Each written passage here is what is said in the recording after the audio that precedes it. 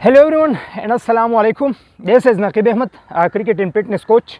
कैसे मेरे आप सभी फ्रेंड्स, उम्मीद करता हूँ आप सब ठीक ठाक होंगे।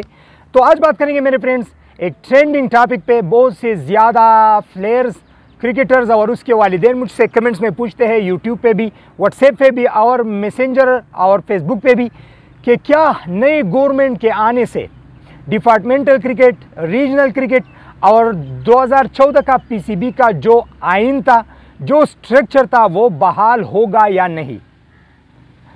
तो ये भी मैं आप लोगों को बताऊंगा कि कितना टाइम लग सकता है पुराने स्ट्रक्चर का बहाल होने में, रीजनल और डिपार्टमेंटल क्रिकेट को बहाल होने में, या कितना आसान है और कितना मुश्किल है। साथ में मैं आप लोगों को ये भी बताऊंगा कि ये जो 6 एसोसिएशन वाला नया स्ट्रक्चर है, ये बेहतर है प्लेयर्स के लिए, इसके फायदे और नुकसान क्या है, और या जो पुराना 2014 का जो आइन था, जो स्ट्रक्चर था डिपार्टमेंटल क्रिकेट, रीजनल क्रिकेट, वो प्लेयर्स के लिए अच्छा था, उसके क्या फायदे थे और उसके क्या नुकसान थे। और साथ ही मैं आप लोगों को ये भी समझाऊंगा कि डिपार्टमेंटल क्रिकेट थी क्या, डिपार्टमेंटल और रीजनल क्रिकेट थी क्या, और उसका क्या फ़ायदा था प्लेयर्स को। सारे पॉइंट्स के ऊपर मैं आप लोगों के साथ बात करूंगा डिटेल में। आप लोगों ने पूरी वीडियो देखनी होगी ताकि आप लोग फिर उसी लेवल के मुताबिक अपनी मेहनत जारी रख सके और अपने आप को प्रिपेयर कर सके। तो अभी आते हैं मेरे फ्रेंड्स अपने मेन टॉपिक की तरफ। सबसे पहले मैं आप लोगों को समझाता चलूं कि डिपार्टमेंटल क्रिकेट क्या थी और रीजनल क्रिकेट क्या थी, फिर बाद में और बातों पे बात करते हैं। सबसे पहले मैं आप लोगों को बताता चलूं डिपार्टमेंटल क्रिकेट। लेकिन डिपार्टमेंटल क्रिकेट एक्सप्लेन करने से पहले मैं आप लोगों को बताता चलूं कि डिपार्टमेंट थे हमारे दो किस्म के। एक थी ग्रेड 2 डिपार्टमेंट्स जो पेटरन ट्रॉफी खेलते थे, और एक थी हमारी फर्स्ट क्लास डिपार्टमेंट जो कि फर्स्ट क्लास खेलते थे, कायदे आजम ट्रॉफी खेलते थे। तो ये तो हो गई डिपार्टमेंटल क्रिकेट के बाद के दो किस्म के डिपार्टमेंट थे। अभी बताओ कि डिपार्टमेंट है क्या।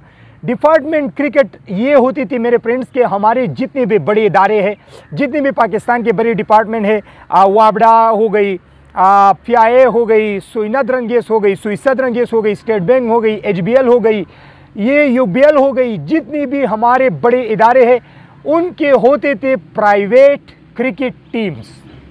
मतलब उनके अपने प्राइवेट क्रिकेट टीम्स होती थी, उनके साथ प्लेयर्स, कोचेस, ट्रेनर्स, फिजियो सारे कॉन्ट्रैक्ट में होते थे, परमानेंट जॉब पे भी होते थे और साथ ही कॉन्ट्रैक्ट पे भी होते थे।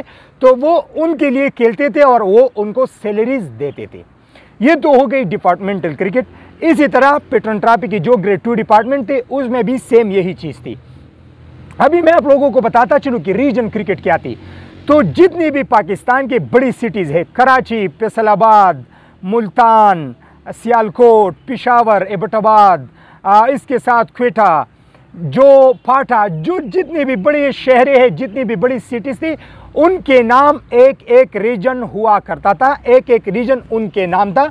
उससे अपने 5 या 6 डिस्ट्रिक्ट मिला के एक टीम बनती थी।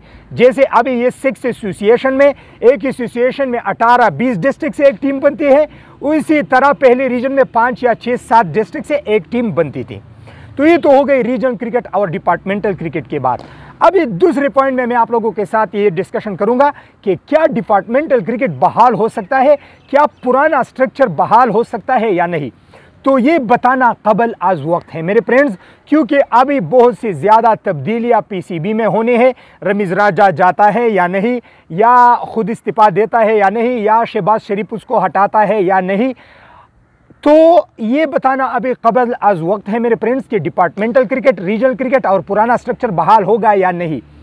लेकिन जितना मेरे समझ में है, जितना मैं सोचता हूँ, समझता हूँ, तो नई गवर्नमेंट की पूरी कोशिश होगी कि डिपार्टमेंटल क्रिकेट बहाल करे और जो ये नया खान साहब का स्ट्रक्चर है इसको ख़त्म करे। क्योंकि हर गवर्नमेंट की यही पॉलिसी होती है कि जब उसकी गवर्नमेंट आते हैं तो पुरानी जितनी चीज़ें गवर्नमेंट की होती है उसको वो ख़त्म कर देते हैं।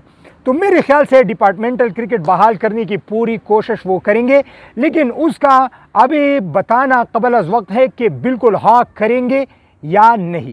और साथ में फिर मैं आप लोगों को ये भी बताता चलूँ मेरे फ्रेंड्स कि इसको बहाल करना इतना आसान नहीं, 1-2 हफ्तों की बात नहीं। ये पूरा स्ट्रक्चर तब्दील करना है, उसके लिए इलेक्शन करवाने हैं, president, general secretary, finance secretaries रखने हैं डिस्ट्रिक्ट्स में, फिर रीजन पे, फिर पीसीबी में। पूरे जो डिपार्टमेंट है उसका पूरे जो काबीना थी, पूरी जो मैनेजमेंट्स थी, जो पूरी चीज़ें थी वो रिस्टोर करने हैं, वो बहाल करने हैं। तो इतना आसान नहीं, 1-2 हफ्ते की बात नहीं, लेकिन आगे फिर अभी 1-2 महीने में पता चल जाएगा कि डिपार्टमेंटल क्रिकेट बहाल होगा या नहीं।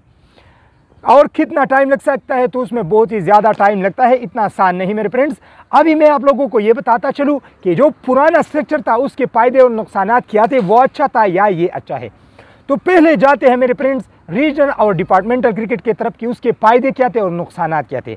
तो उसके फ़ायदे क्या थे मेरे फ्रेंड्स, एक तो क्रिकेट थी बहुत ही ज़्यादा बड़े पैमाने पे, मतलब 40 से 45 डिपार्टमेंट पेट्रन ट्रॉफी के ग्रेड 2 के टीमें हुआ करती थी। इसी तरीके से 14, 15, 16 फर्स्ट क्लास के डिपार्टमेंट थे, डिपार्टमेंट्स के। तो उसमें क्या होता था मेरे फ्रेंड्स के बहुत से ज़्यादा लड़के खेलते थे वहाँ पे। एक एक टीम के साथ 30, 35, 40 प्लेयर्स थे। तो उसको वो सैलरी भी देते थे और खिलाते भी थे। तो उसका जो करियर था, उसकी जो लाइफ थी, वो सिक्योर थी। उसके अलावा जो दूसरा फायदा था मेरे फ्रेंड्स के बड़े जो डिपार्टमेंट्स थे, तो जो ये रीजन में बड़े बड़े नाम होते हैं, बड़े बड़े प्लेयर होते हैं, जैसे शाहिनशाह अफरीदी, रिजवान, बाबर आजम, फखर जमान, हफीज़, हसन अली, शुएब मलिक, ये जाते थे डिपार्टमेंटल क्रिकेट में।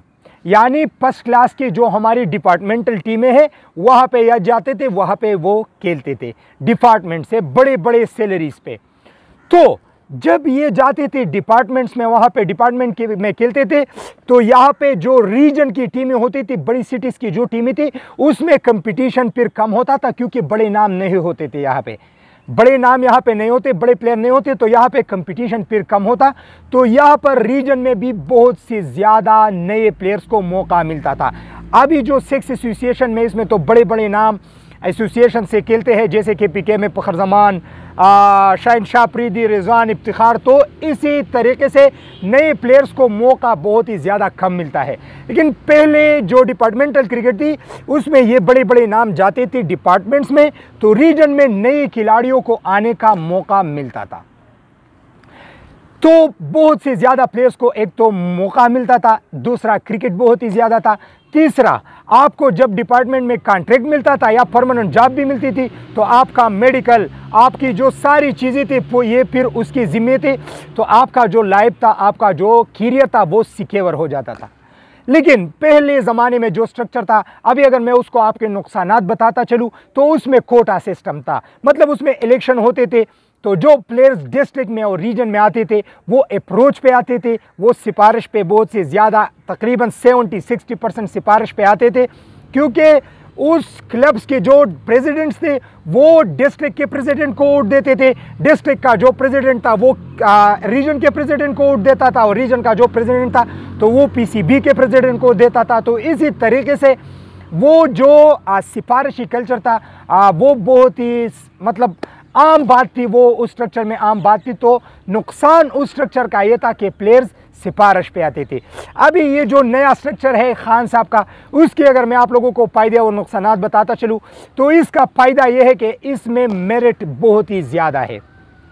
अभी इस नए स्ट्रक्चर में मेरिट पे ज़्यादातर फैसले होते हैं, तो ये इसका फ़ायदा है। अभी इसके नुकसानात में अगर आप लोगों को बताता चलूँ, तो नुकसानात इसके ये है मेरे फ्रेंड्स कि हमारी जो कुल पॉपुलेशन है, हमारी जो पूरी आबादी है, वो है तकरीबन 24 करोड़, 24 करोड़ आबादी है, और हमारे है सिर्फ और सिर्फ 6 टीम। और पाकिस्तान में तकरीबन 40-30% जो है वो क्रिकेट खेला जाता है। क्रिकेट में कंपटीशन है, लोग चाहते हैं कि आगे आए, प्रोफेशनल क्रिकेटर बने, और आबादी है हमारी 24 करोड़, और टीमें हैं हमारी सिर्फ और सिर्फ 6। तो उसमें बहुत ही ज़्यादा कम लड़कों को चांस मिलता है, एंड स्पेशली नए लड़कों को तो चांस बहुत ही ज़्यादा कम मिलता है। तो ये है मेरे फ्रेंड्स नए स्ट्रक्चर के फ़ायदे के, सिफारिश पे ज़्यादातर बात नहीं होती, मेरिट पे होती है। लेकिन नुकसान ये है कि बहुत से ज़्यादा कम प्लेयर्स को मौका दिया जाता है। तो ये थी मेरे फ्रेंड्स आज की हमारी वीडियो कि डिपार्टमेंटल क्रिकेट थी क्या, डिपार्टमेंटल क्रिकेट के फायदे क्या थे और क्या डिपार्टमेंटल क्रिकेट बहाल होगी या नहीं।